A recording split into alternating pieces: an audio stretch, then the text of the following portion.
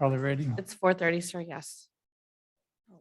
We'll go ahead and call this meeting to order. It's the Monday, April 25, 2022, Costa Mesa Sanitary District Boards of Directors meeting. And I'll lead the Pledge of Allegiance, and the Vice President Schaefer will do the invocation. Place your hand over your heart and follow me. I pledge allegiance to the flag of the United States of America and to the republic for which it stands, one nation, under God, indivisible, with liberty and justice for all. Thank you, President Uten. While you're standing, please guide us this evening in our decisions. Please watch over those that can't be with us tonight, but that would like to be with us tonight, and make our decisions tonight relevant and in the best interest of all involved. Amen. Okay. Please do the roll call, Madam Clerk. Thank you. Director Arthur Perry. Director Brett Eccles. Here. Secretary Arlene Schaefer. Here. Vice President Michael Schaefer. Here. President Robert Uten. Here. Thank Do we have any late communications? No, Mr. President. And I don't believe there are any ceremonial matters or presentations. We'll go on to public comments. Do we have any public comment? I don't see any. So we'll go on to the consent calendar. Does any directors want to pull any item for discussion, or do I have a motion? Move for the approval of the consent calendars as presented. Second. All in favor, say aye. Aye. Any opposed? Unanimous. I don't believe we have a public hearing, so we'll go on to the general manager's reports. First item is the proposed drought tolerant landscape design plans for Costa Mesa Sanitary District headquarters. Thank you, Mr. President. This project has been going on for almost a year now. When you consider advertised or did soliciting bids for design services beginning on July 1 of last year. So we're approaching almost a year since this project began. When we did the bidding process for designs, the local firm here in Costa Mesa of David Volz Design Landscape and Architects was awarded the contract, and they have been working collaboratively with staff and with the Citizens Advisory Committee on the proposed drought tolerant landscape designs that are before you tonight. And these designs do include tearing out the existing turf here at HQ and installing drip irrigation system along with drought tolerant trees and plants, along with swale. What I'll have Eric Sterling, who's the lead architect on this project, and from David Volz Design Landscape Architect, he'll give you more information about this. But I just also want to reiterate, this has been a long collaborative approach. Staff has reviewed and made comments several times. The Citizens Advisory Committee has made their comments. We incorporate all those comments, and those preliminary designs are here for you tonight. After Eric gives his presentation, describes the proposed project, we'll talk about the money issue, because I know that's probably big on your mind, because it is expensive. It is quite high, and we'll talk about the funding source for this project. So, but before then, I'm going to turn this over to Eric Sterling, and he is going to briefly describe on the proposed project for you. So, Eric, the floor is yours. Hey, good evening. Can you hear me okay? Yes. Okay. So let me share my screen here. So this is the, again, this is the plan that we're looking at. So we've taken some time to develop the plan, and the plan has, it's evolved, it's changed in many ways. It's, we've added some things and moved some stuff around. So generally our goal is, this is a water conservation project. So we are looking to remove the existing turf grass and to develop a new landscape that is more sustainable, so uses less water and is more climate appropriate. So, and in that process, what we've done is we've actually come up with a design now that we have a sidewalk adjacent project with landscape to the building, and it incorporates a series of bioswales and collects water from the parking lot and actually brings that into the landscape for infiltration. So we are doing our we're really doing our best to make this take an existing site and make it into a more of a sustainable site, or more of a low impact development or lead site. So we have a really nice project incorporates, permeable pavers and, like I said, the bioswales and also some landscape, which includes a lot of natives in it. So as a part of the project, as a part of a development, we've been back and forth with the city of Costa Mesa. And in that, we have come to, we've met some various challenges and kind of moved through them. So we have, like I said, a design that is sidewalk adjacent. The city would like us to take that existing corner and ramp, accessible ramp, and replace that, also replace the driveway entry. So, and that's really kind of where we're at right now. We've developed plans, and we're actually ready to go with the plans that we have now back into the city. We had some issues that need to be addressed, or we are wanting to address in this phase of the project. There may be a future phase of the project that includes areas around the, well, it's essentially the parking lot, and maybe have some other program things that phase will address. So that will be phase 2.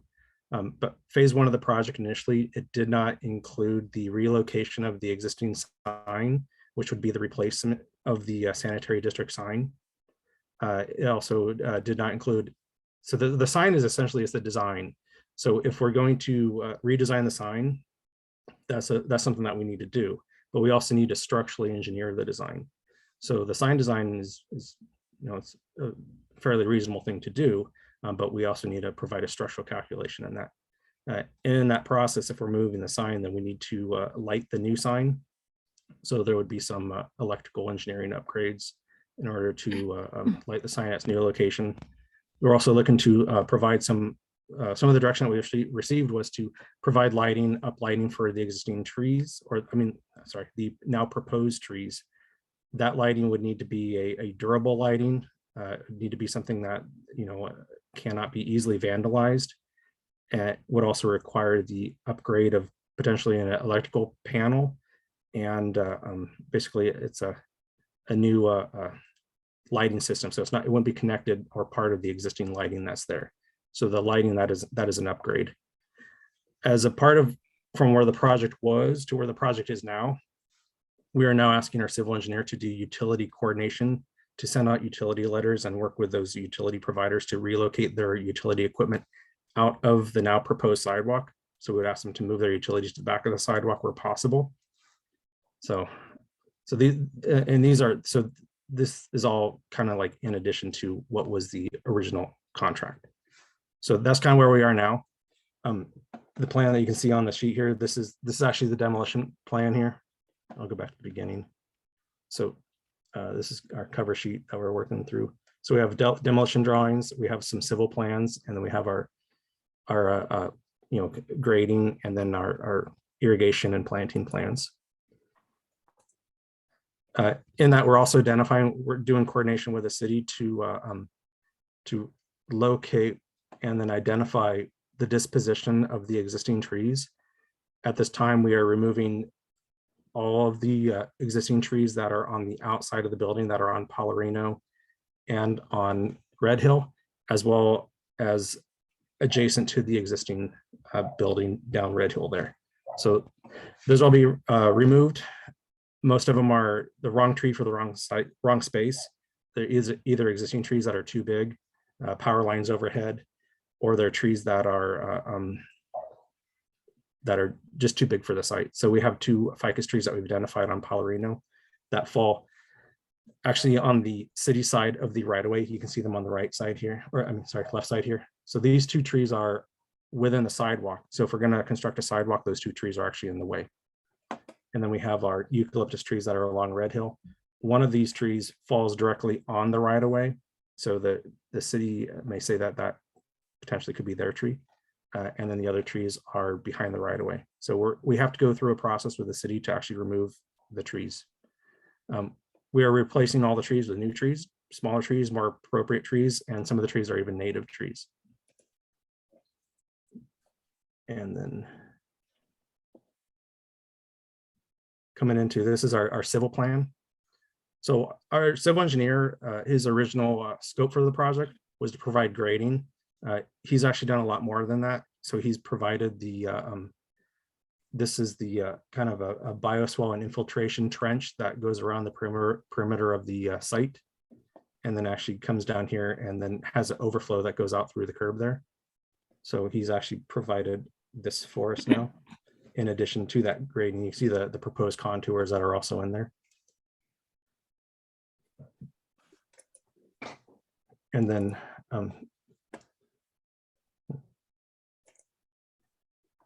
stuck between sheets here. There it is. This driveway, this is the new driveway apron that the city has requested.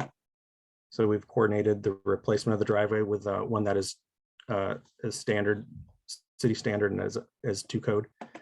And then this is the throw into the parking lot. So we have the driveway, street is up on the left here, up and down. And then this is the parking lot with the parking stalls. We are looking to remove this throat through here and replace this area with permeable pavers to collect water that will feed into that French drain bioswale system. And this is our hardscape layout. So you can see the bioswales, all gravel and rock and such. We have boulders placed through it, and there's some contour in there, so it'll be actually really pleasant.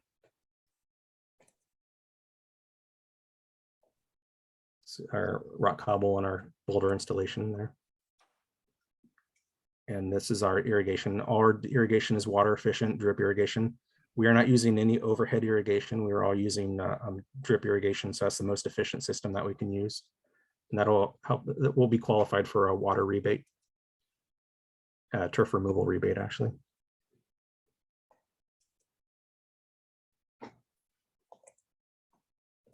There's our irrigation details and some of our sheets in here. And then this is our planting plan. So we've adjusted, we've updated our plant palette to include, through a process, and this is where we're at now when we have some natives in here, and actually it'll be very attractive. It'll be attractive year round. So it's not something that's you're going to drive by and it's going to be look like it's dormant half the year. So there's a lot of bloomers in here, and there'll be a lot of color and a lot of different textures, as well as it'll also be kind of a more of a butterfly garden too. So, but it won't look like a salad bowl. It'll be formal in a sense, but also very the rock and the cobble will get a very dynamic feel. So, and then there's also some play with the contour and elevations. And we can see up here on this north end, this is the proposed location of this new sign that we'll design. So that'll go up here by the driveway. That was one of the requests there.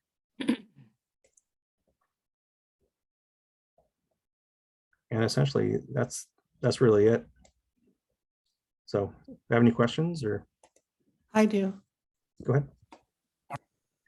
Eric, when we're talking about the signing, is it one sign on Red Hill, or are you doing 2 signs? And did you go through the city for a permit? Because that takes a while too. No, we have to have a design before we can file for a permit. So we have to go through planning and everything. So no, we are proposing one sign. That sign will be on Polarino, just above the driveway there. So and then it'll be one design. So I mean, potentially if you wanted a second sign, it was the same. I mean, you could always do that. It's not an issue.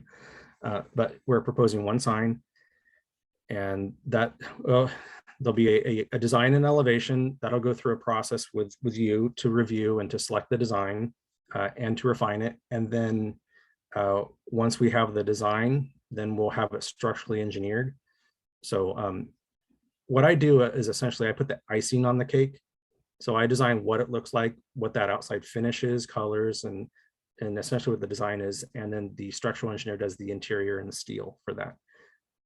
So you're talking about it being on the building? Yep, The no, sign. No, this is not the building. This is not on the building. It's Okay. just behind the sidewalk. So Oh, okay. so this is the location here. So this is the new sidewalk right there. This is the curb and Polarino. So it's about 5 feet behind the sidewalk. There's some gravel and some rock in front of it. So it'll be fairly attractive. Oh, okay. Okay, switch gears to the trees. When you're replacing trees, did you talk with the city on that? Because the way it used to be with the city was if you took out a tree, you can put in a tree. Yep. So they would do it. And I don't know how many trees we're talking, but this one that you're talking about that's near the driveway right now, I definitely feel that would qualify. Yeah, so we've documented all the trees that we're removing.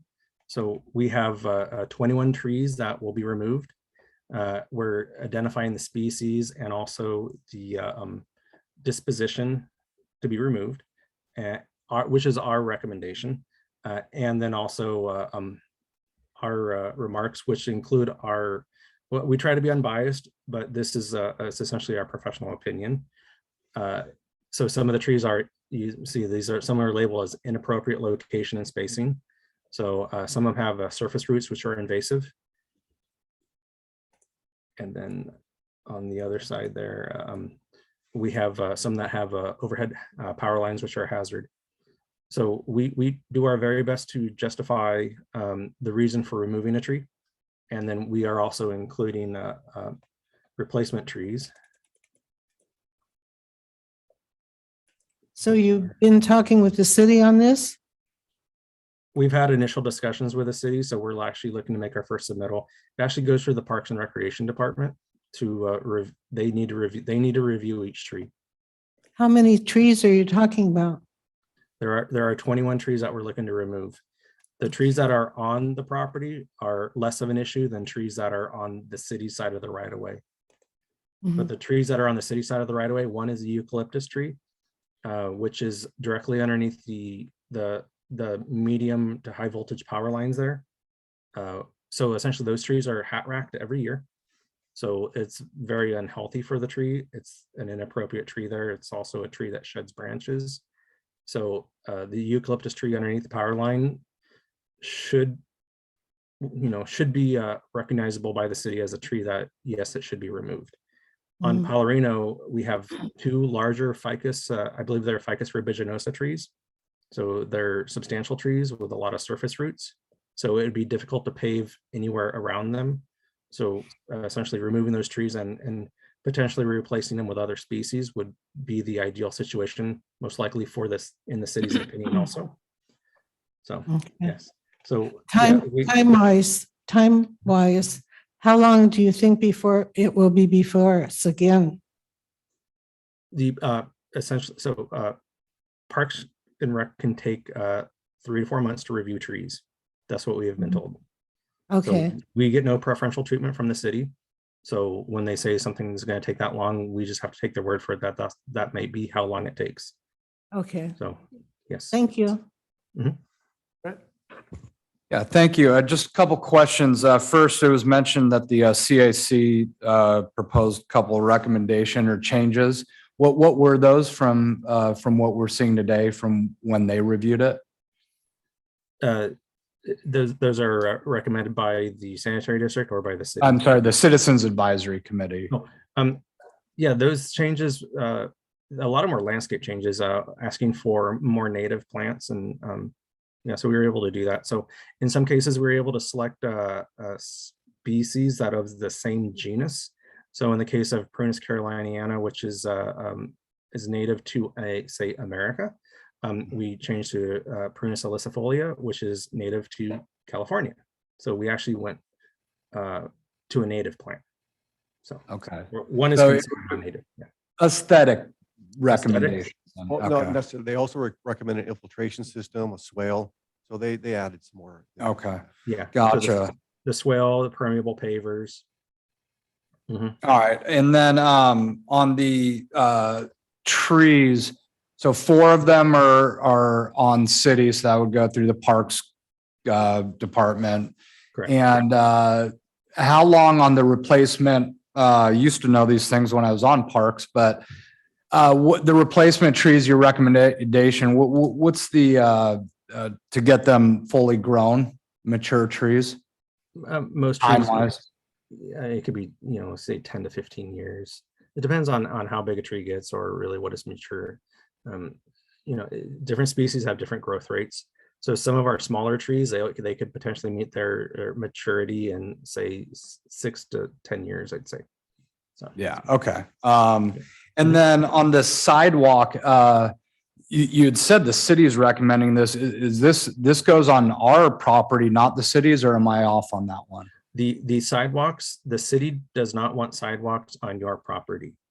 It's a liability is the reasoning that they've given us. If the sidewalk goes beyond the right of way, and then potentially they do not maintain it, and then there could be a issue if something happens.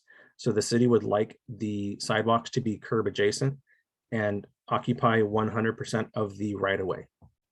So that is essentially, I think it's like they say the first 8 feet from the back of the curb.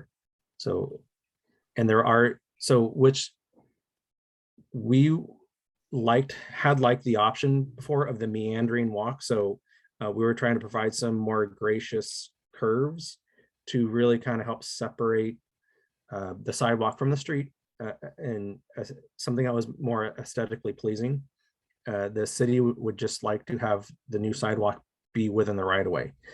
Way that affects us is we were using the curves in the sidewalk to avoid the existing utilities, and now we cannot do that. So if the sidewalk is curb adjacent, there are some utilities that would need to be adjusted because there is not proper clearance, but also to move those utilities out of the right of way, which is the city's preference. So the city did request that utilities be moved out of the right of way. So I'm guessing they're not offering up money to help us do this. And let me add, and correct me if I'm wrong, Eric, we could, and we could do this and say, okay, city, if you want us to do that, that's more cost to us. Therefore, we're not going to, you're responsible for putting that sidewalk in. Yeah. We're not going to put a sidewalk in, but we'll just, what was it? DG, we'll put DG instead of sidewalk. What was the other option, Eric? If we don't put the sidewalk in? DG was an option. Yeah. They We'll weren't just put DG exactly in it. thrilled about that. Then let the city pay for it. Because that's what I was trying to get at is Yeah. if the city wants it, you guys pay for it. Right. Okay. And then last question, I saw a change order on here for the signage. Can you walk me through your change order? Is this issued or is this something that I just want to know more about that for the 18? Yes, so we have requested a change order. So David Volz Design, we are the prime consultant. We do have right now we have one sub-consultant on board. We do have a civil engineer on board. And then we are looking to engage 2 more consultants to bring onto the project. So we're looking at signage. David Volz Design would provide the signage design. And then we would look for we have a local structural engineer who would then provide the structural calculations, the structural design for that sign. So that's one of the requests there. And then also we would look to bring in an electrical engineer. So the electrical engineer would come out, he would review the site and assess the electrical needs in order to provide a new panel and then to essentially replace the signage that's on the existing sign, but also as an upgrade to that sign. So new signage lighting, and then also landscape lighting uplights for the trees. I think we've also identified, I think maybe 8 uplights that would be on the building itself.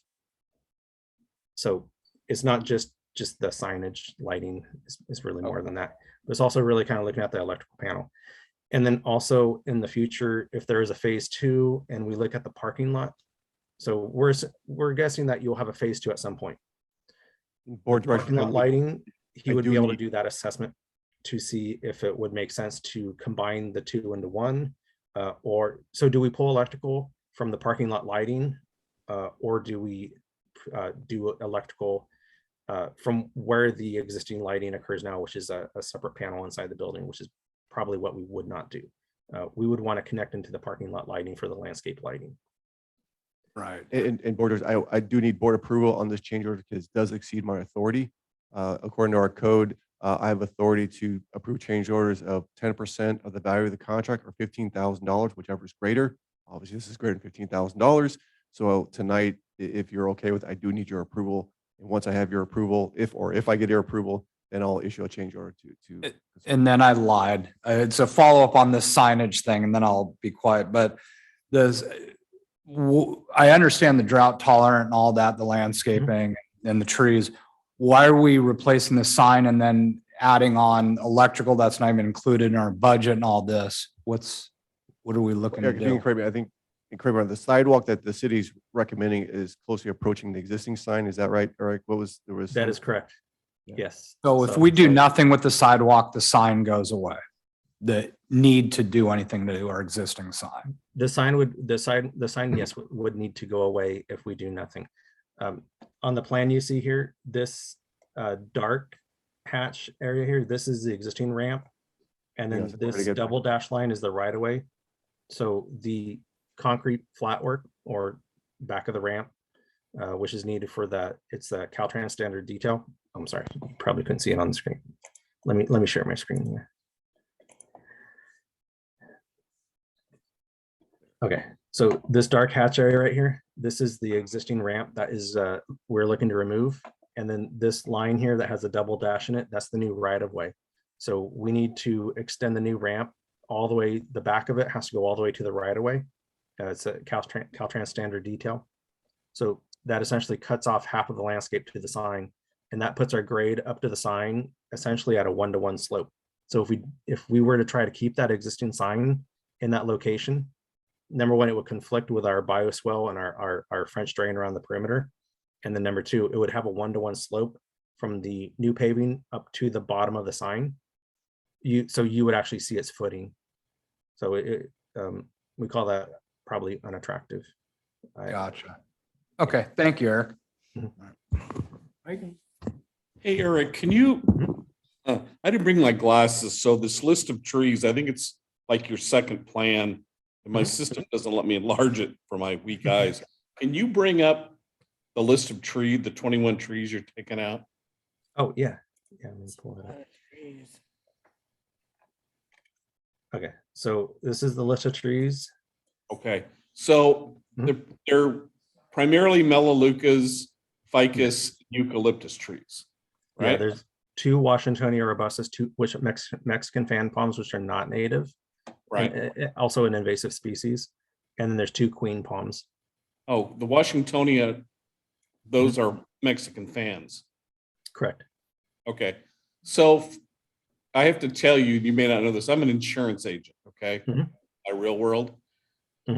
Taking out eucalyptus trees is probably the biggest thing for me. All you got to do is ask the city of Newport Beach about eucalyptus trees. I know exactly what you're talking about. Okay, so I don't have a problem with those.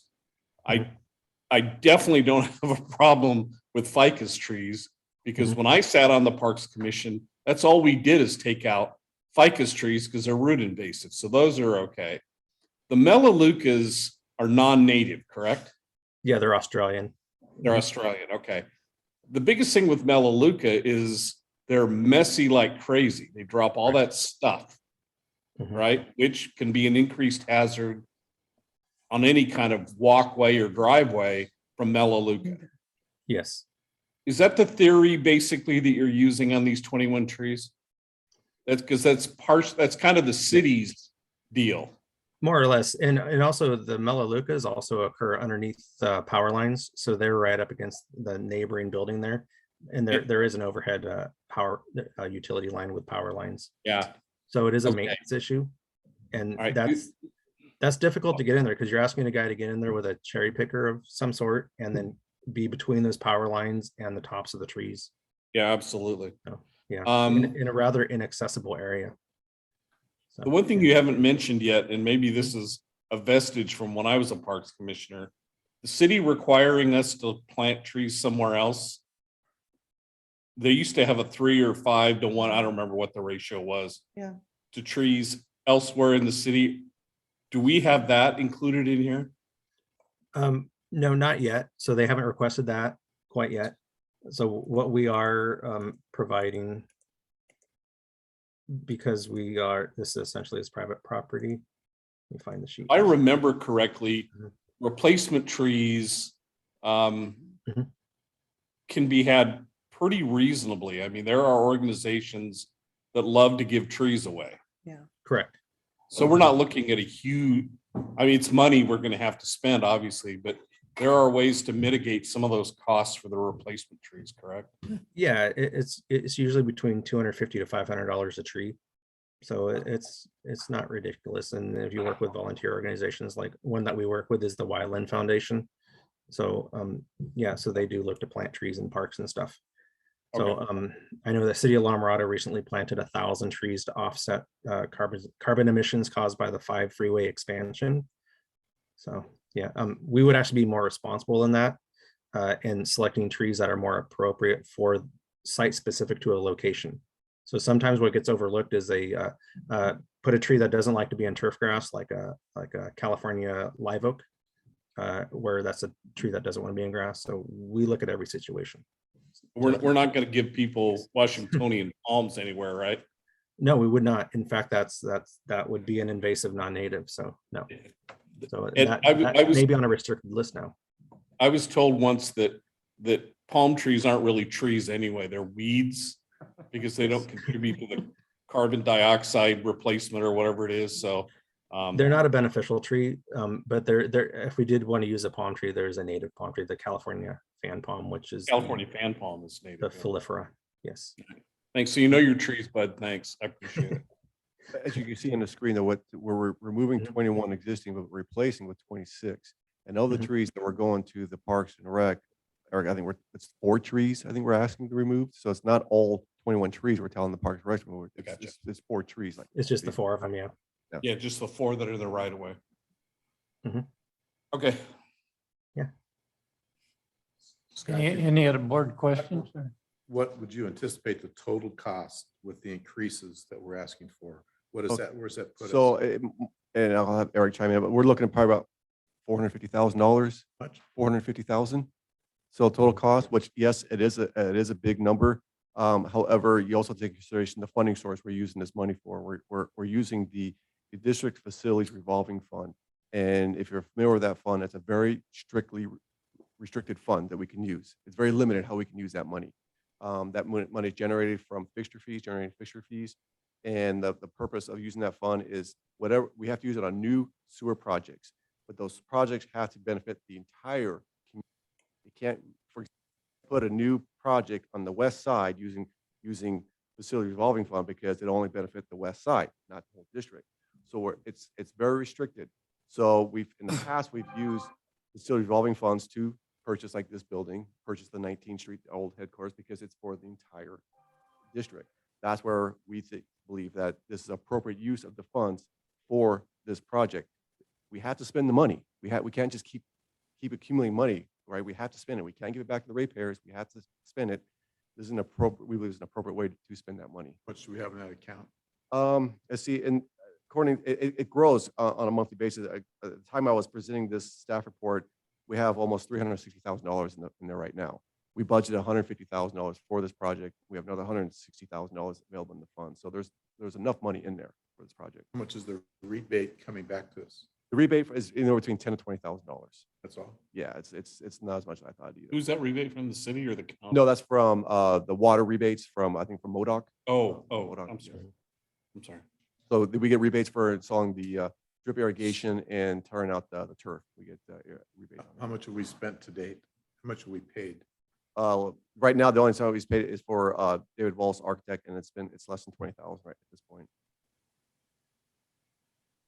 Mr. President, just as a follow-up on that, does this drought tolerant landscaping, all this benefit the entire district? Because it's this headquarters entire district, right? That's where it benefits the entire, it's serving the entire district. Plus, we're going to be saving water, which is a benefit. We're also installing infiltration, so our water tables will be more water going to water tables because of the infiltration and swale system. It meets our mission of protecting the environment, so that's all benefit to the entire district. And then, I mean, I think I saw in there $3,000 a month savings or 3,000, I'm sorry, a year for water. Yes, it's a 79% reduction in water usage, which is $3,000 a year. So 133 years to get our ROI back. I don't think any of us will be here. Well, yeah. All right, thanks. So back to my question. So it's going to cost us 450,000, but you only have, how much in our account right now? 350,000? 360? Well, we have $118,000 budgeted, and we have another $360,000 in the fund. So that'll pay for the entire cost. Yes.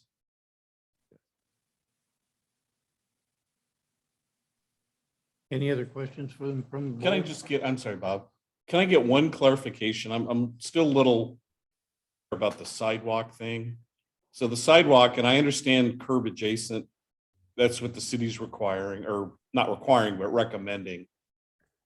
You mentioned, Eric, about a DG, it would be a DG path, right?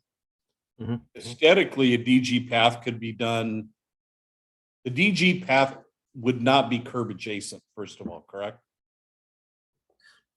We're pretty far down the road right now, so I think if we were to change now to go to a DG path, that without having to redesign the irrigation and the planting and the grading and even the bioswale, we would recommend that it'd be curb adjacent. So Even the DG path? yes, yes. Yeah, I was envisioning, because you had mentioned the word meandering. I was envisioning a meandering path around headquarters. I Yes. gotta be honest with you. I don't know why we have to put a sidewalk in to begin with. I don't know how much pedestrian traffic we have on Red Hill, but my guess it's zero. No, it's quite extensive. That's why we're putting a sidewalk. We see people walking in the street on Red Hill all the time. Really? Yes. we Where see they it quite going? often. That's why we say, well, let's take the lead and put a sidewalk in there for public safety. Okay. Yeah. Does that 450 include a sidewalk? Yes, yes. Includes all the expenses? Includes everything, yes. Okay. Yeah, actually, I don't believe any of the adjacent buildings have sidewalk, so, The one across the street has, if you look across the street by that nursing, there's sidewalks there. no, I mean, on our side of the No, street. on our side coming- it's not, you're Coming correct. down Red Hill and going down Polarino, there are no sidewalks. What is the board's pleasure? This is, hate to say, it's terrible timing. We have construction costs at an all-time high. And we're about to look at a budget review or a, financial review where we're in the hole already. And 4 to 6 months to wait on the Parks and Rec Commission. I think 3 of us at least were on that thing one time. If it took 4 to 6 months for us to review something, I don't know. And quite frankly, construction costs are not coming down in 4 to 6 months to anything reasonable. They're just not. So I just think this thing needs to be tabled until, and I know some of the money is in an account we have to spend, but why not spend 250 grand in a year from now where construction costs are a little bit more palatable? That would be my suggestion, is to table it for right now. Could I at least get approval for the change order, so at least we can finish them up, and then when the construction market improves, we're ready to go.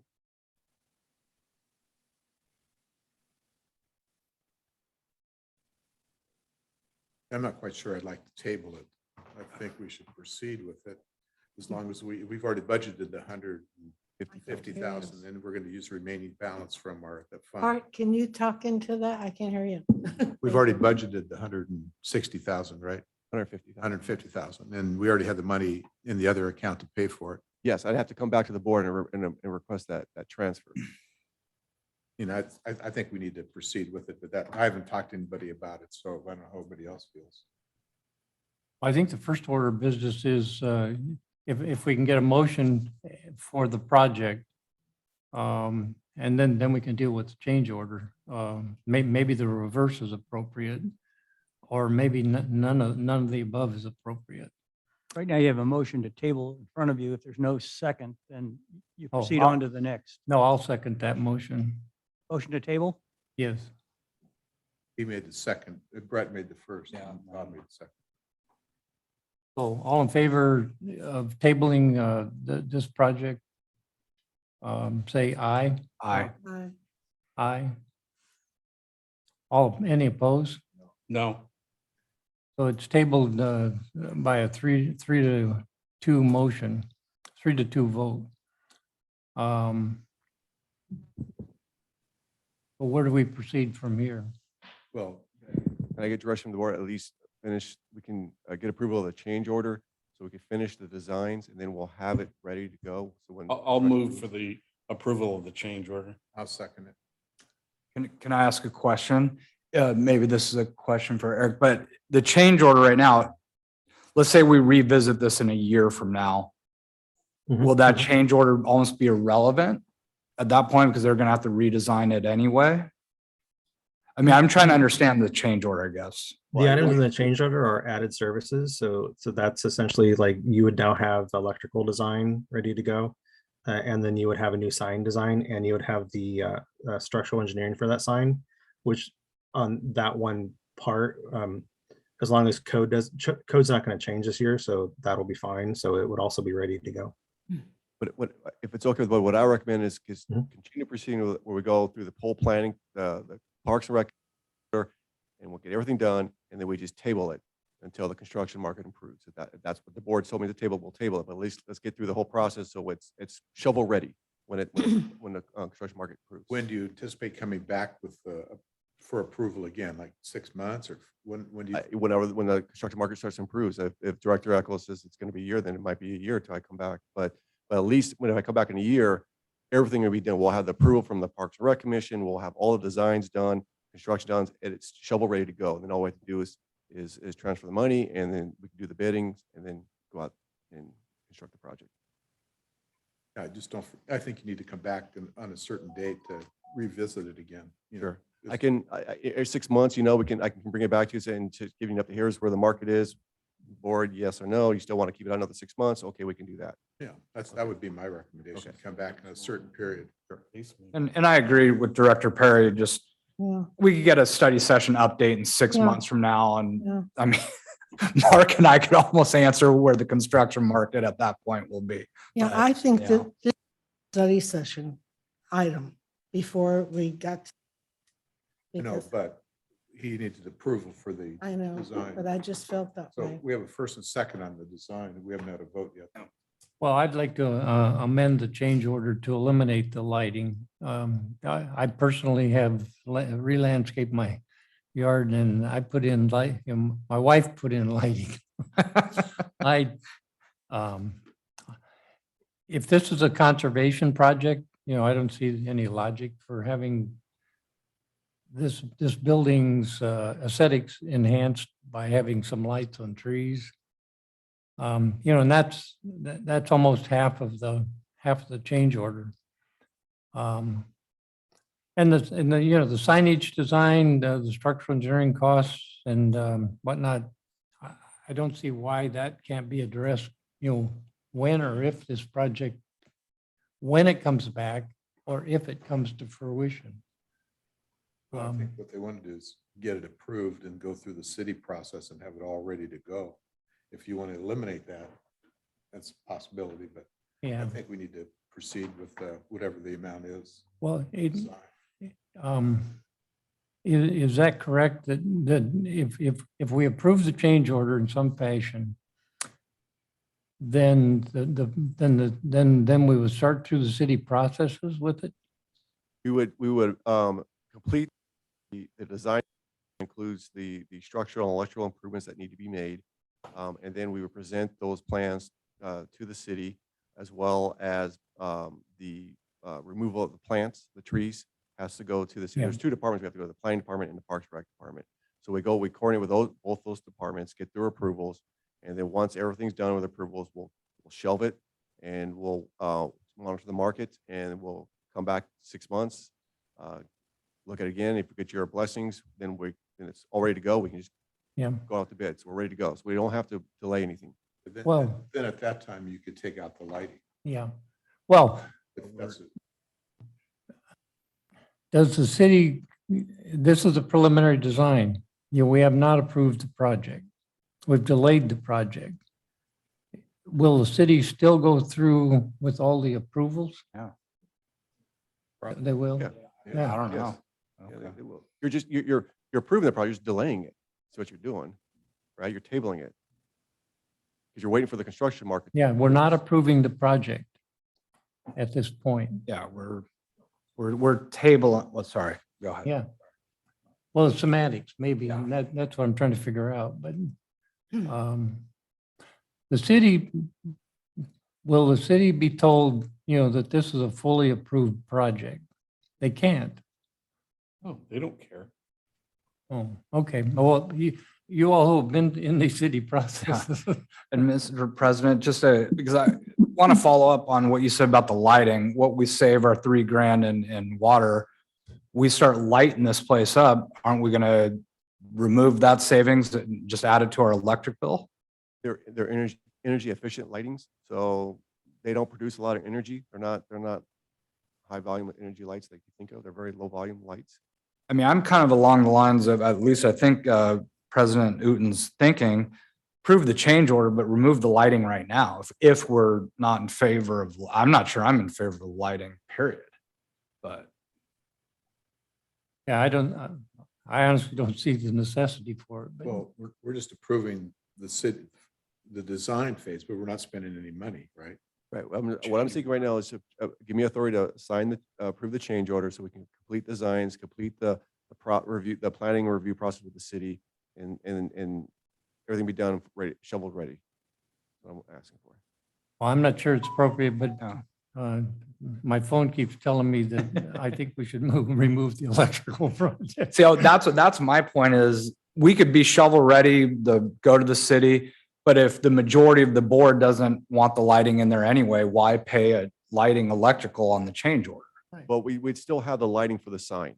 We would still want lighting for the sign. So the lighting, what we're talking about is like the lighting that lights the plants, the up lights. That's, Right. we can remove that easy. But we have lighting at the sign right now. And Mhm. so if we're gonna move it over, we still want it lit so people would see it. Yeah, it'd be something less than $8,326. Yeah, it would still be less. So we can eliminate the uplights, what I call the uplights. If you want those removed, that's not a problem. I would be okay with the change order, removing the uplight electrical. Yeah, that's charge. basically what I'm talking about also. Do we need a motion? Whoa, We have okay, a motion on the table. We're ready to approve it, the whole amount. the whole amount. So we'd have to have a substitute motion. Okay, so did you make the motion? Mike Or did. Mike made the motion and second. you, okay. Do we have, Could it be repeated? The motion? Motion was to approve basically, the it's change order basically as the whole presented. change order. Hmm? The motion is to approve the change order as Mhm. it's written up. We call for the question or do something. I'll whatever. call for the question. What does that mean? You have to take a vote on. Take a vote. Okay, Yeah, you have to vote. okay. All in favor of approving the change order, the proposed change order, say aye. Aye. So you approved the change, you voted to approve the change order. Okay. Then, and, oh, no, and I guess it's. Just you and me, partner, no. Okay, so the change order is approved. Can I ask a follow-up question to this whole issue? In the meantime, what are we doing about the landscaping? Are we just gonna leave it the way it is? Yeah, we're just gonna, we're not watering it right now to save water, and we're just cutting the weeds.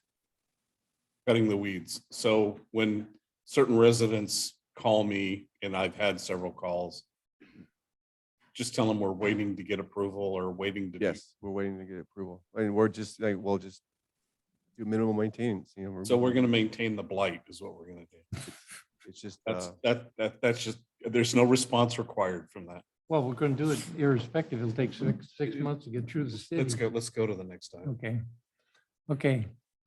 Next item is battery recycling contest final report. yeah, thank you, Mr. President. So this is our well-anticipated and very exciting program for the schools, where basically almost throughout the year, schools who volunteer to participate in the program encourage their students to bring alkaline batteries to their school, and whoever collects the most pounds wins monetary funds or monetary money. And this year, as you see, the winner is Kellybrook Elementary School, who beat out Davis Magnet, which was surprising. But Kelly Brook won. You can see on the list all the schools that and the total batteries they brought in and the amount of money they'll be rewarded. This was the first. So last year in 2021 we didn't have the program because of the pandemic. But as you can see, the total pounds collected and the number of schools participating, it's not as high as it was in 2018-19 when we had our peak, but it's still very respectable. So 9,500 pounds of batteries collected. That's again very respectable, and we had 15 schools participating. So Good result. happy to answer any questions you may have. Did we, Go ahead. did we contact the high schools? Yes. They didn't. Because when I was there, we always did good. We always won. Yeah. So just on who you're working with. Any other questions on this program? Who gets the batteries? God You guys? damn it. They have a company. Yeah, Mercury Disposal. Any chance we can get a lithium battery recycling program going? I mean, do you get those in the batteries collection? Because that came up with this. There are some. liaison Mike, meeting. if you might go up and maybe. Oh, I'm sorry, Mike. Yeah. I should have asked. Sorry, Scott. I was at Orange Coast College, we would receive some lithium ion batteries that came in through the collection program and the company that collects the batteries would accept those. I'm not sure how many the elementary schools are getting in, but You see when you go to buy even these disposable batteries, there's a lot more lithium ion that you can buy. What I get, since Elon Musk has so much money, maybe he could help fund. Not anymore. he just spent a lot. He just spent $44 billion. Right, so yeah. there might Maybe be- he doesn't have any more money. Times are tough. Yeah, for some people. I have a question, Mike. At the liaison meeting with Bob and I and Scott attended, the question came up, were there any lithium batteries collected by the schools? I'm not sure of that. I saw the Curiosity. invoices that were coming. Does that affect the other batteries with the lithium on with them? So we didn't have an answer for that. No, I don't know what was collected. I didn't see any reports of lithium ions coming in. We get the invoices from Mercury and pay them and get reimbursed from the sanitary district, but there was no notation on the invoices indicating any lithium ion batteries or complications or successes. Those are the ones we want to keep out of the trash carts anyway. Yeah. My understanding with these kind of batteries is disposables, that the lithium levels aren't enough to blow up anything. So, they're reserved for Porsches and other things that are on ships. So I don't think it's a major issue. And The transportation team might beg to differ a little. I think the new superintendent liked this project with the schools. I think that's the opinion, Scott. Yes, I did. I think Good. he really likes it. Any other The Brook questions? is in my neighborhood. I'd like to congratulate them as well. Hey, wait a minute. I've got a granddaughter at College Park, and it's nice to see them at least collect some. I'm sure Bella had something to do with that. Yeah, they're only collected 96, so. Schaefer family uses a lot of batteries. They're probably all familiar. Any other questions for, by No, the directors on this program? And if not, yeah, I can have a motion. To receive and Just file. receive and and file, Mr. President. Okay. Okay, consider appointing 6 members to the Citizens Advisory Committee ending in March 2024. Thank you, Mr. President. Nola Midway will be given this report. Thank you, Mr. President, members of the board. The Citizens Advisory Committee has 11 members that serve on a 2-year term that alternates. In March of this year, we had 6 of those seats come available, which are now vacant. And we started recruiting for those seats to be filled beginning in February. We collected applications until April 18th, and we're happy to report that we did receive 6 exactly applications, which are before you for consideration. And in approving these individuals, should you do so, their first meeting would be May 11th. So, could you tell me or the board who the remaining members are, yes, just for curiosity? I have a list here for you, including the divisions that they're in. Yeah, okay, good. The remaining board members would be Jeff Arbor, Elodie Katz, Sue Lester, who all serve from Division 1. In Division 3, we have Cindy Brenneman, and in Division 5, we have Judy Gilo. The other 6 applicants that you have before you, 3 of them live in Division 1, which are Annette Watson, Daniel Baum, and Dean Fisher. 1 is in Division 2, which is Dicky Fernandez. In Division 3, we have Michael Tao. And in Division 4, we have Rosemary Chora. No one in Division 5. Not in the applications before you tonight, no. Is there anybody in the first group that are still there from Division 5? Yes, Judy Okay. Gilo. Who were the 6 that left? Or are leaving? Do you know? If you don't have it, don't worry about it. There are 3 that are incumbents that have reapplied. Okay. And there are 3, I believe, Phil Marsh is one of them that did not reapply. And then Mike Corcoran, who was no longer able to apply due to time constraints. And I'm blanking on the last one. Oh, don't worry about it. I see you did a heavy recruitment at Orange County Sanitation District, didn't you? They're interested in what we do. Mark did that for you. Well, Dean Fisher just retired. Pardon me? He retired. Yeah, I know, but I'm just saying there's like 3, Mike said. Mr. President, just real quick, following up on Vice President Schaefer. So 3 of the 6 potential candidates here are incumbents and then 3 new. Correct. Thank you. I'll move for approval of the 6 applications after reading them all. They all seem pretty good. I mean, without knowing any of them, They all mentioned 1383, except for Daniel Baum. but except for it's Baum, okay. but we can let Daniel slide. Do I have a second? Favor say aye. Aye. Any opposed? Motion's unanimous.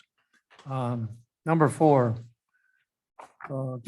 consider approving out-of-state travel for the finance manager to attend the 2022 Government Finance Officers Association conference in Austin, Texas, on June 5th through 8th, 2022. This is the standard procedures when staff is going to travel out of state. We need board approval. As in this case, Caitlin Tran is requesting to go to the GFOA conference in Austin, Texas. This is budgeted, so the money is there. So we just need your approval. I'll move to approve the travel expense for Caitlin Tran. I'll second. All in favor, say aye. Aye. Any opposed? Motion's unanimous. I'd make a- When she comes back, maybe she can come in and tell us the highlights we do for the other people. To give a report. They give a report. See what the highlights or any changes that we should be aware of. Okay, we'll move on to item number 5 is receive and file the 3rd quarter budget review for fiscal year 2021-22. Do any, Thank you, Mr. President. Yes, Caitlin Tran will be giving us a report. Good evening, Mr. President and members of the board. In front of you is the 3rd quarter budget review for fiscal year 2021-22. The board adopted a deficit budget of $244,500 in the solid waste fund and a deficit budget for $431,600 in the wastewater fund. As of March 31st, a total of 68% of the solid waste budget has been expended. At this time, staff anticipate a budgetary savings of $244,500, mainly due to savings in maintenance and operations. As a result, the solid waste fund is expected to be a balanced budget at fiscal year end. The recycling and organics disposal tonnage are trending 11% below last year's 3rd quarter levels. A total of 60% of the wastewater fund operating budget has been expended as of March 31st. Staff anticipates a budgetary savings of $302,900 at fiscal year end. Including the projected budgetary savings, the wastewater fund we'll still need to use the reserve funds to balance the budget. The capital improvement projects are projected to be within budget. As for revenue budgets, the total solid waste fund revenue budgets for the fiscal year is approximately 6.6 million. As of March 31st, the district received approximately 4.5 million, including the transfer in from the general fund.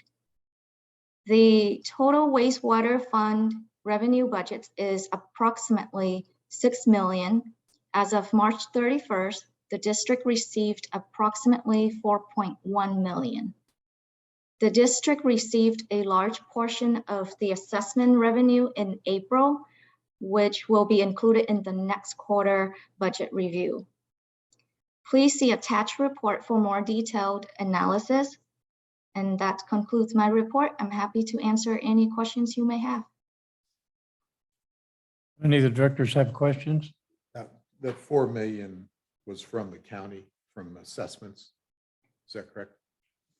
Okay, was that money from the county that we get from the tax bills? That's including operating and non-operating revenues all together. For wastewater, 4.1 million. But that's from the county assessments that they acquire from a resident. County. Yes, that's part of it. It's included in there too.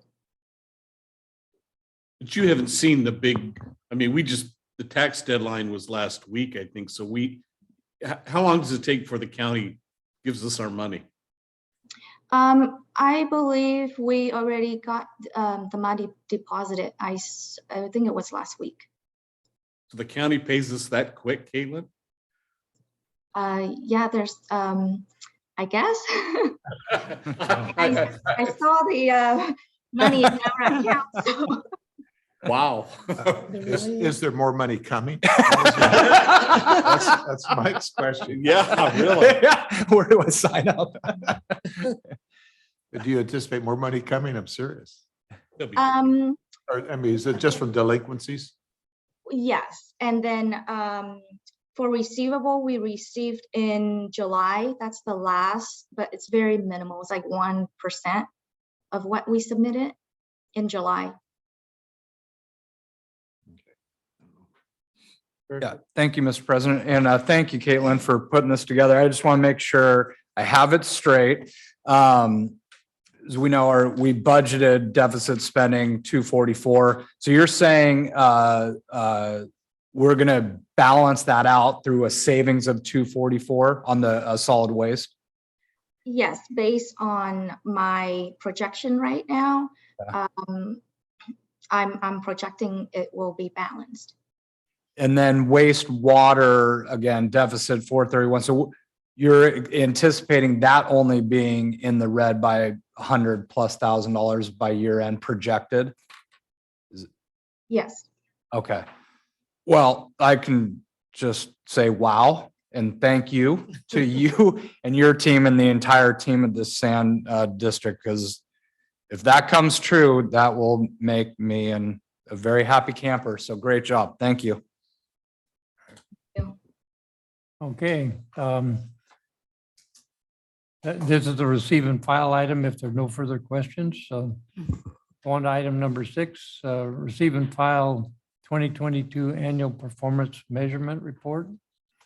Thanks, Mr. President. This is your standard quarterly report on our performance measurement.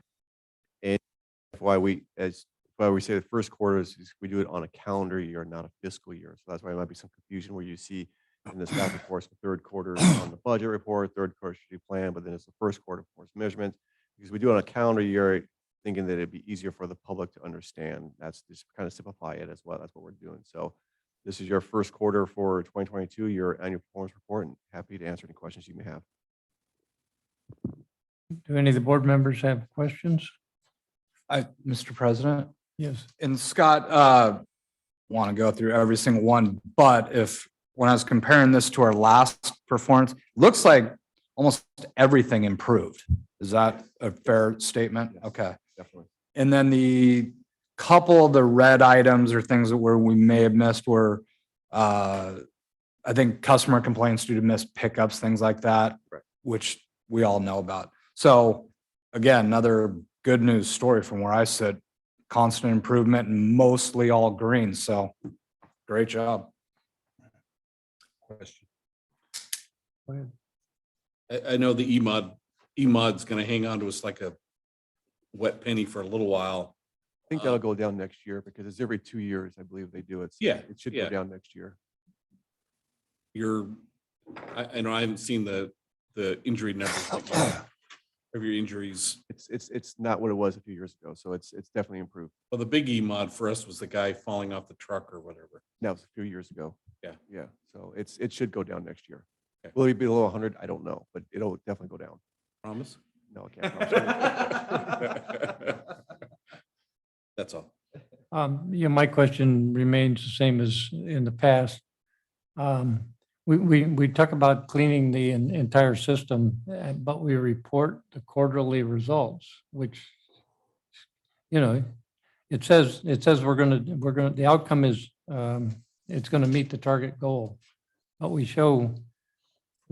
put a dot on here that only shows the quarterly information, which makes it look like we're not gonna meet the goal. Well, and the purpose of that is progress improvement. So you would look at the first quarter, then you look at the second quarter and the third quarter, and you see that improvement. That's how it's Yeah. supposed to work. Somehow I would prefer that be changed or not reported. Only because, we go along, we're meeting it for 4 or 5 years and then we show this because it's 1/6 of the, Yeah. 1/6 of the process. We can mention that in the comment section, so that's clearly explained to the public if they're reading this.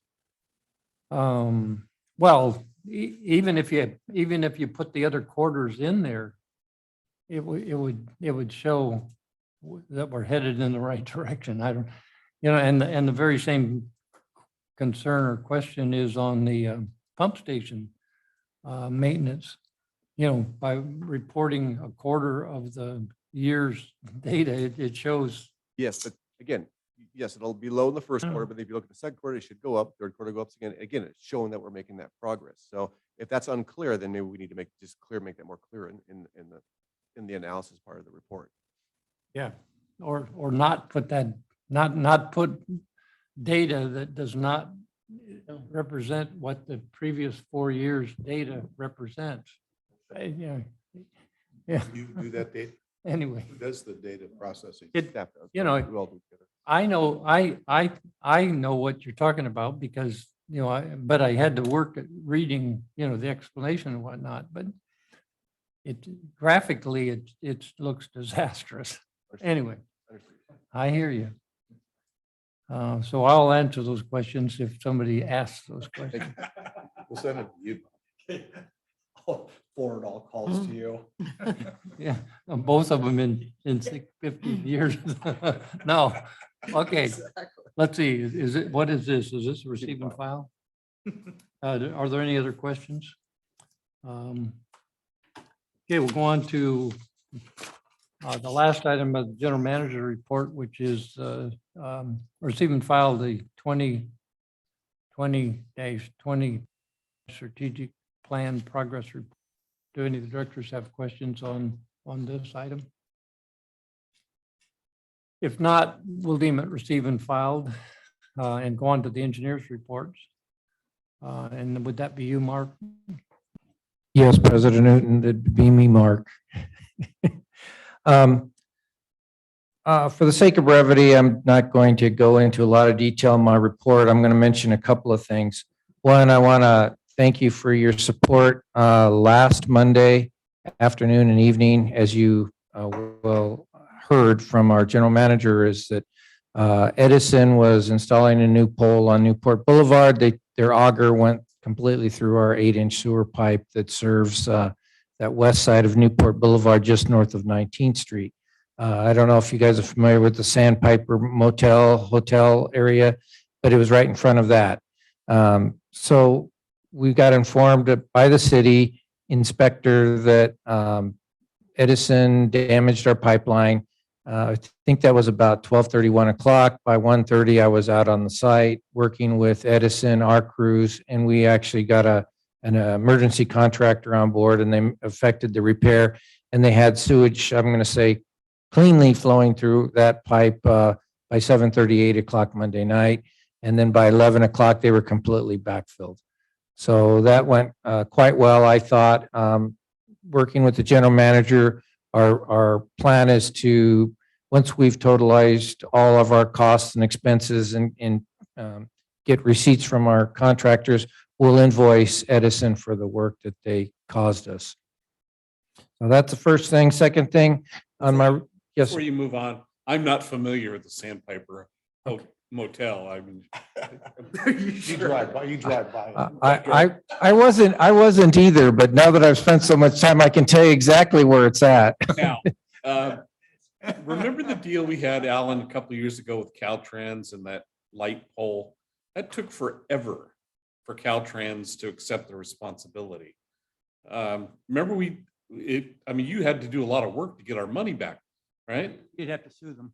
Yeah. Do you have any idea, Mark, how receptive Edison is to? Hopefully they have insurance, but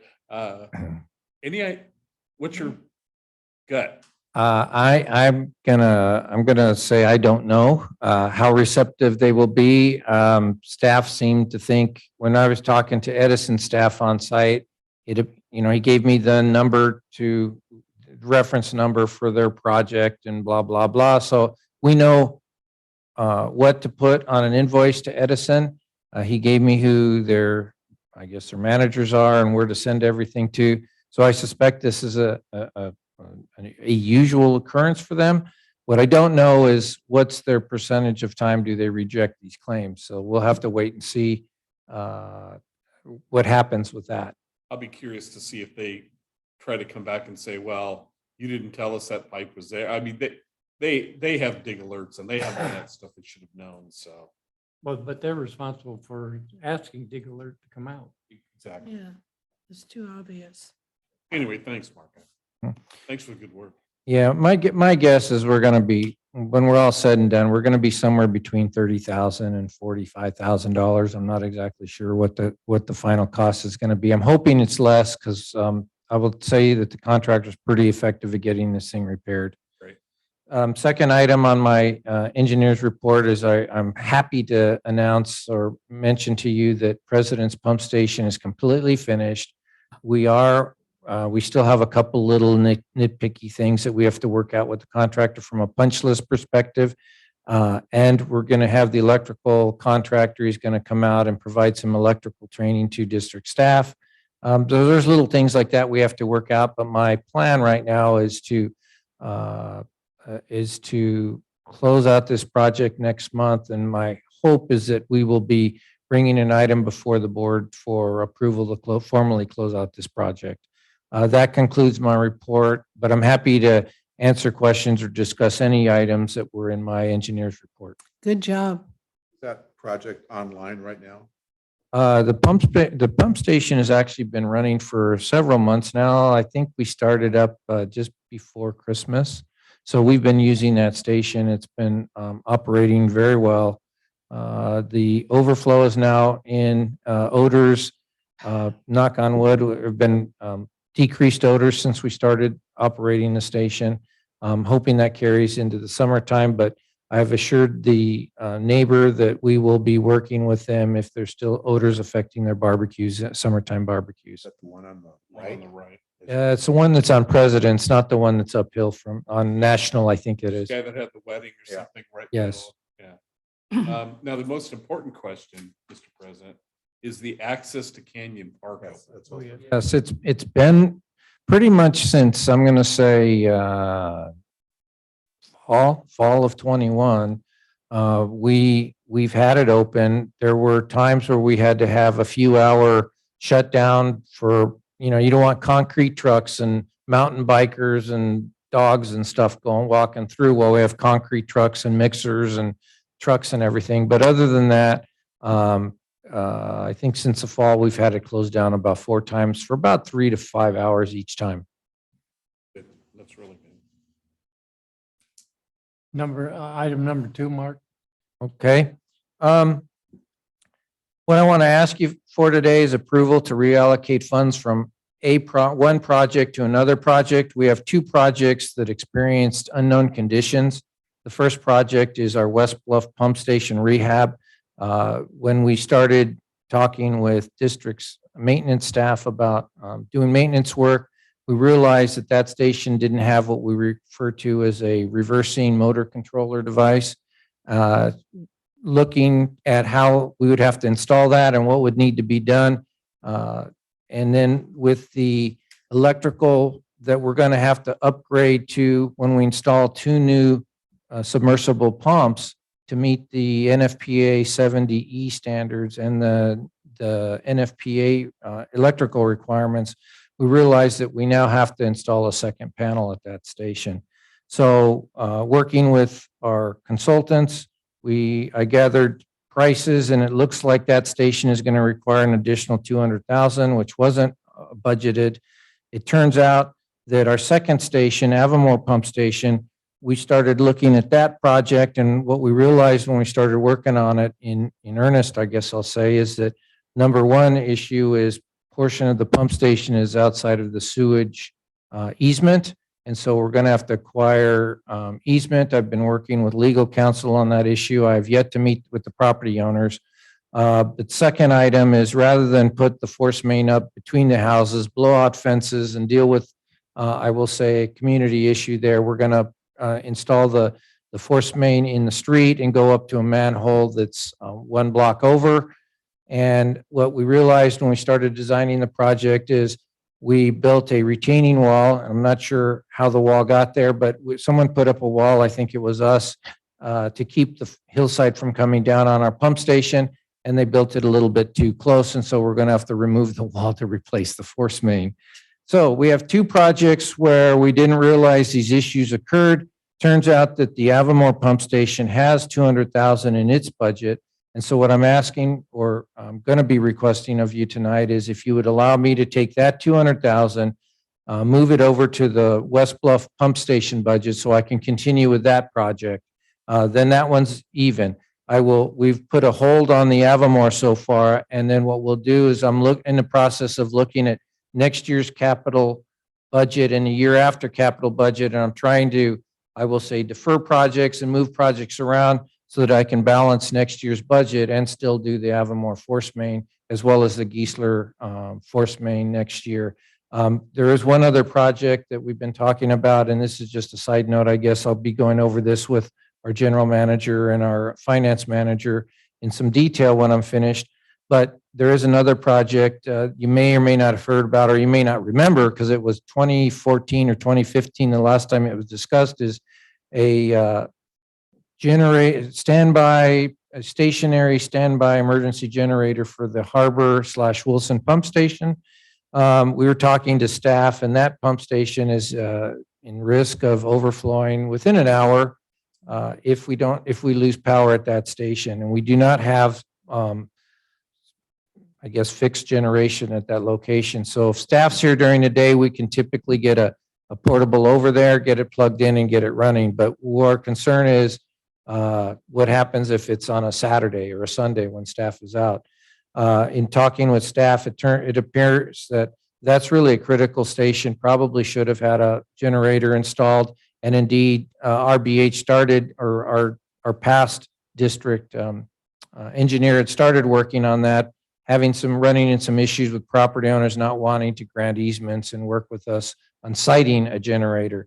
So we've got some strategy to work out, but in talking with our general manager, we'd like to move that one forward up a year too. So I've really got a lot of budget balancing to do, but just to get us through this fiscal year, I'd like to take the Avamore funds, move it over to the West Bluff funds, and then we will look at what we have to give up or not do or push off to some future year in order to, I guess I'll say, balance the funds and make up this loss. So with that, I will ask you to consider approving a budget amendment to transfer 200,000 from project 329 Avamore force main replacement and move it to the 330 West Bluff pump station rehab project. With that, I will answer or discuss your questions. I'll move for approval. I'll second it. Any questions by the board? All in favor, say aye. Aye. Aye. Any opposed? It's unanimous. Move on to the treasurer's report. Oh,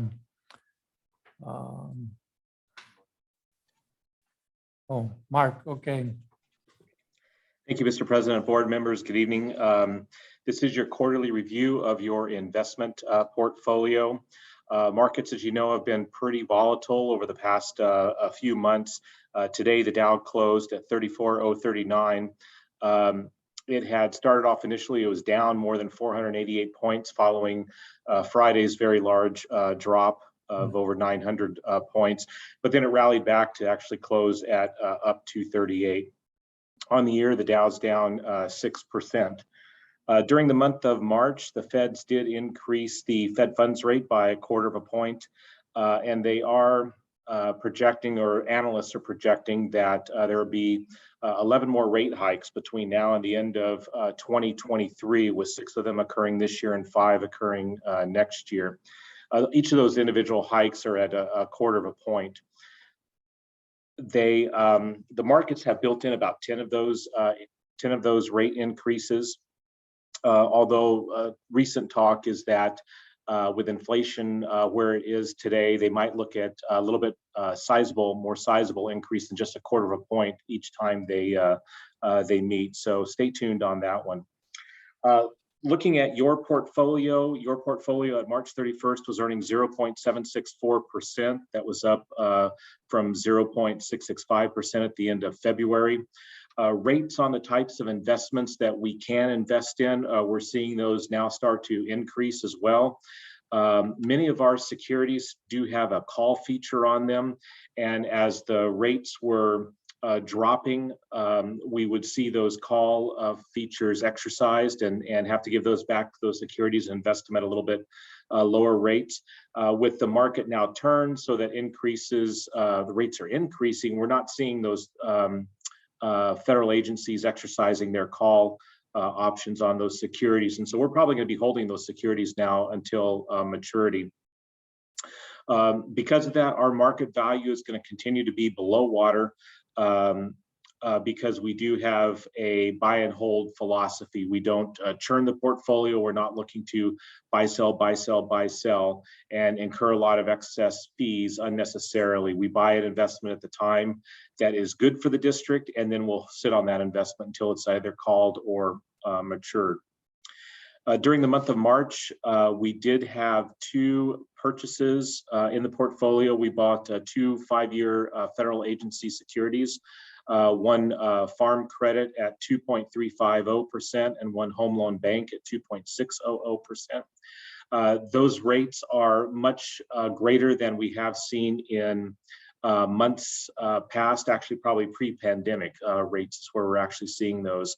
Also, as we were looking just recently, we're seeing our first 3% security come back out in both a CD and both in the federal agencies. So we're going to start, when we do have an opportunity to be able to reinvest funds, we're going to start being able to reinvest those at much larger than the 0.764% that the portfolio is earning.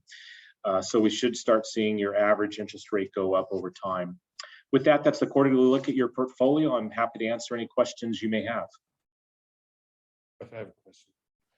Hey, Mark, we seem to be doing okay with the life investment still. You still pretty comfortable? Well, you have to be comfortable with life, I guess, but we're doing okay with life, aren't we? We are, and we really use life as our liquidity piece in our portfolio because it's next day, really Right. Same day liquidity. If I contact them by 10 in the morning, I can get as much funds as I need that same day. At the end of March, we had 4.59 million in life. As some of the discussion happened earlier on the annual charge coming in. Caitlin had mentioned that we did get a chunk of money in last week. That was about 3.8 million came in. We're looking to invest a little bit of that, but a chunk of that will end up going to LAIF. LAIF's paying right now is 0.365%. And because they're investing much shorter on the yield curve, we're going to see a bigger increase in the LAIF rate as time goes on. But LAIF is segregated from other state funds, and so the state can't raid any LAIF funds to be able to balance any issues that they may have. So yes, I feel very comfortable in using and continuing to use LAIF as our the liquidity piece in our portfolio. Over the years, you've been consistently supportive of them, and I agree. I mean, even at SDRMA, we use LAIF quite a bit because of that liquidity factor. I think it's a big deal for us. So I appreciate your comment. The other quick question is, with the anticipated increase in mortgage rates, how does that affect? Because we do invest quite a bit in some of the federal loan programs. Do you see any volatility with that? Or are we still pretty secure? We're pretty darn secure there. And what you're referring to is we invest in Fannie Mae and Freddie Mac bonds. And both of those were really off the table when the pandemic hit, because when the government put in its programs to be able to kind of beef up the economy and help support things through the pandemic, they were buying a lot of the Fannie Mae and Freddie Mac bonds. The federal government was buying those, so they weren't really available to us institutions or us buyers in the market. And so at the time, a lot of our investments were shifting more toward Federal Home Loan Bank and farm credits. Well, once the Fed had started easing their policy on not buying as much treasuries and mortgage-backed securities, we started seeing the Fannie Mae's and the Freddie Macs come back, and that we could buy. Their rates are kind of in the same ballpark as I'd mentioned before, in the 2% plus range at the 5-year mark. I do see that those rates would continue to go up as long as other interest rates continue to go up. We'll see an increase in that as well. The Fed didn't stop all at once in buying those securities. They're reducing the amount that they're buying each month, and so while we're seeing some come back, there's not a lot of opportunity to buy those, especially when our funds are maturing. But we do see the opportunity to be able to get back into those markets. Right now, we have about little under 9% of the portfolios in Fannie Mae's and 7% is in Freddie Mac's. I do see that every time we have funds to be able to invest, those are our two federal agencies we're a little low in. I look there first before I end up looking at the farm credits or the home loan banks, just to kind of keep the portfolio diversified a little bit. That's a good move personally. So thanks. You're always a wealth of knowledge. I appreciate it. Any other questions? If not, I'll move for approval of the quarterly investment report for the month of second it. March. all in favor, say aye. Aye. Any opposed? Thank you, Mark. Thank you.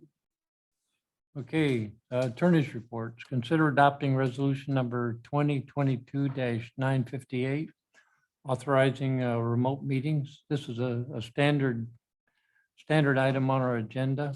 Do any of the directors have questions? I'll move for approval of resolution 2022-958. Second. All in favor, say aye. Aye. Any opposed?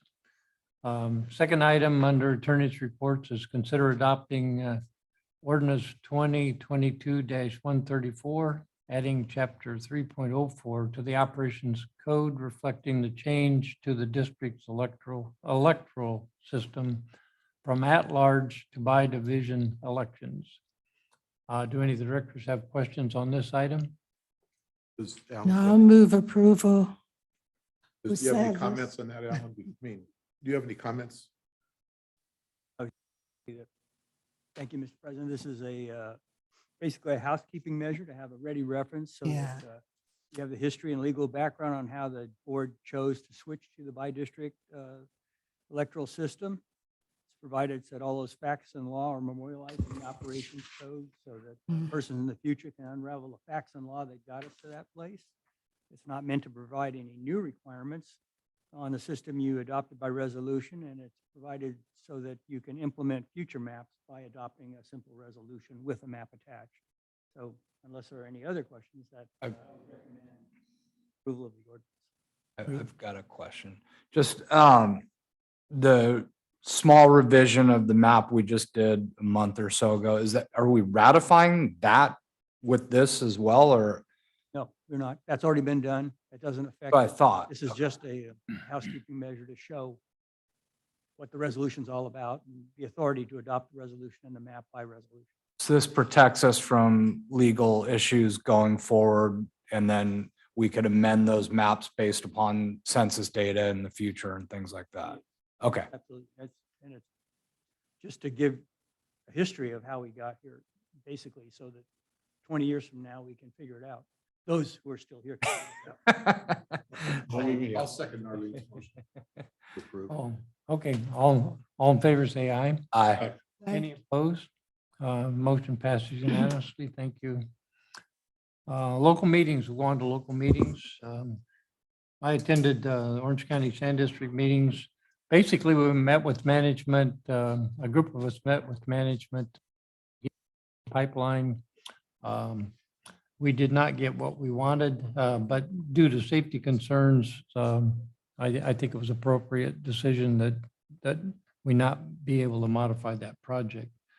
A lot of rehabilitation projects, as we are experiencing here at the district. They're doing a lot of research to try to minimize or try to maximize energy production from their digester system. They did have one interesting thing that happened at the operations committee the first Wednesday of the month. They had technical difficulties, so they had to not have that meeting. And then we ended up at a special meeting. Their open Wednesday is the third Wednesday of the month. So there's 25 directors and staff. So there's a lot of expenditure for a technical difficulty. And let's go on. Mr. President, if I could just add to what you just said, that is one of the features of the AB 361 is if you have a glitch in your teleconferencing, for lack of a better word, you have to stop the meeting and you can't take any further action. So Right. if you lose your public comment feed, you have to stop the meeting. So Yeah. it's good to remember that. Yeah, so then they had a special meeting, I guess they call it, which is later in the month. It's So our you guys meet on the third Wednesday? No, yeah, we met on the third Wednesday then. Normally the second Wednesday, right? No, the second Wednesday is their administration Okay, committee so- meeting, and then they have an open, Because Third you're Wednesday. going to be gone in July, right? So is that correct? I'll be gone, I will I'll be not, taking your yes, place. I'll be gone in July. So it'll be the board meeting, which is the fourth Wednesday, that I won't be able to attend. Unless it's, no, I won't be able to attend because I'll be flying in at 8 o'clock that night. Did SARFA meet or No did they? meeting this month. Okay. ISDOC, Secretary Schaefer. Okay. To start out with, ISDOC is this Thursday. And if you can't come, well, you can't come. It's a Zoom. So hopefully you will Zoom into it. We have some great speakers.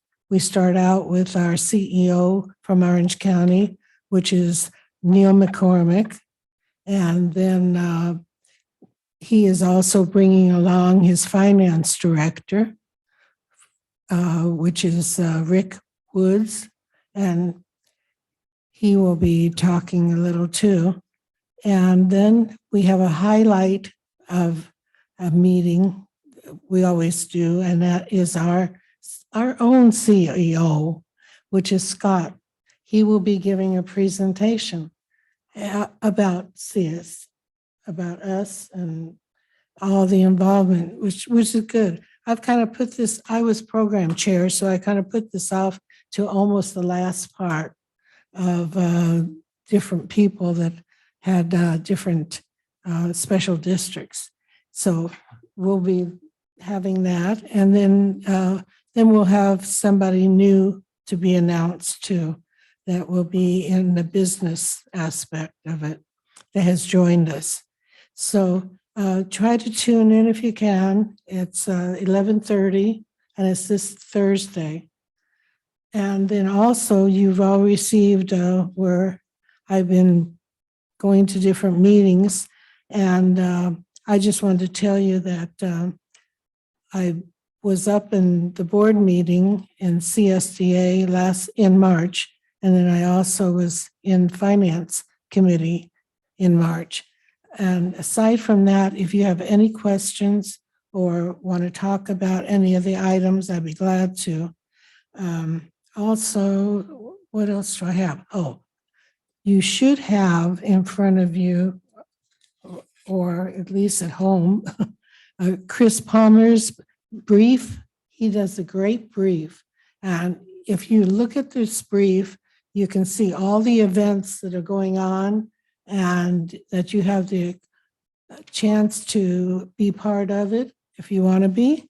And it will also tell you the different laws and things that are happening. So be sure, and March is the one where we have that. Chris does it every month faithfully, and then he talks to after I get through. Next thing is I wanted to talk about the nominations for all the different awards in this season that's coming up. The deadline is May 2nd, and we have our general manager of the year. We're having him be one of the candidates. And then we also have a board member, which would be Mike Schaefer. And so stay tuned on that. That ought to be really good. And it's May 2nd is the end of it, deadline. And then after that, it goes to us, and I'm on the committee for that. So I will abstain from ours, but then I'll be there for any other questions they might have. Also, the other item is Special Districts Legislation Day, which comes up, and it's May 17th through the 22nd. And I'll be going up on the 16th because I'm on an executive board for the board before the board meets. And at this legislation meeting, we'll be able to really talk with the different legislators one-to-one, because I'm going to a chapters dinner, and that'll be nice where we can really have them seated at our place, because the Capitol is kind of well, it's being renovated, put it that way. So they're not there. So they're invited to be with us at our tables. So I'll be able to tell you more on that. And aside from that, I think that's about it. Thank you. SDRMA, No, nor we have our board meeting in Sacramento next week. Although, Madam Clerk, I'll give you a heads up on the May board meeting. I will need to attend via Zoom because I'll be in Salt Lake City for an SDRMA captive meeting. So I assume we'll still be on Zoom in May, right? Or available? Okay. Other than that, that's it. okay. And other meetings, I attended the Waco meeting, and I attend that because, and this meeting was on the drought, the continuing drought in the Colorado River Basin, which coincides with the continuing drought for other water sources in our agency. The importance of, and also the impending the pending legislation, which is going to further water conservation for California, decreasing the per capita consumption that that will be allowed.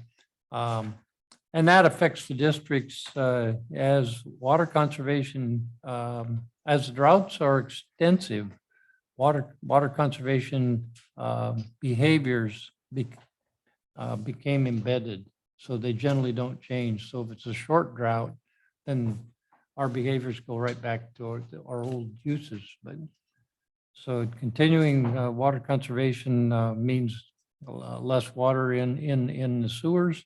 And there's a lot of debate about whether that is a good thing or a bad thing. It's a good thing in that overflows or there's less water in there. The bad thing is it may become a different kind of odor nuisance. Anyway. So water conservation is important for like landscaping and things like that. Yeah, residential use, whether it's in the house or whatnot, it's going to be limited. Got it. No, I got it. Any other meetings? The Waco, it was a good meeting. Some of those Waco meetings. Anyway, this was a really good one. The guy was a good speaker. Yeah. It's worth listening to. Any other meetings that we need to report on? If not, do we have any old business? And any new business? And then do we have any oral communications and director's comments? Just got two. First, I think it was Director Perry earlier mentioned about a little report back from Caitlin on her travel. And I think a couple meetings ago, someone else is going to a different training and we'd requested the same thing, come back for a report. So my question is it something maybe we just want to put in our travel policy? It says, hey, we expect some sort of summary report upon return, like if it's relevant, something. So I'm just wondering aloud if. Well, I think we that wanna- was Steve Kano and. Steve. Yeah, that's what it was. I mean, Going to the state line or wherever they have that tri-state. yeah, it just might be, it's always good to hear new things, especially on that finance. I mean, there's probably all sorts of changes. So I'd just be curious to look into that maybe at a study session or something like that. Good question. So And then finally,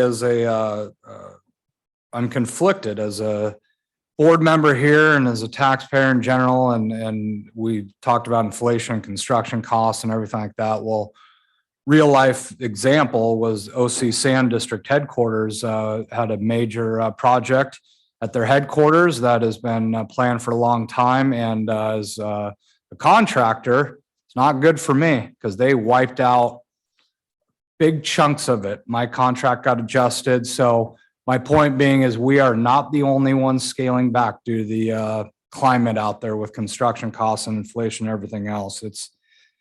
So hopefully when the time comes and things settle and go back a little bit, at least the other way, as a construction person, I'm conflicted, but up here, it's two different things. So we're all in the same boat, unfortunately. So we're just going to have to be smart. And what we heard from Caitlin, as I said earlier, great stuff on being smart with the resources we do have vested in us. So we got to pick and choose wisely. So thank you. any other director's comments? I don't believe there's a closed session. So this meeting is adjourned. Thank you very much. You.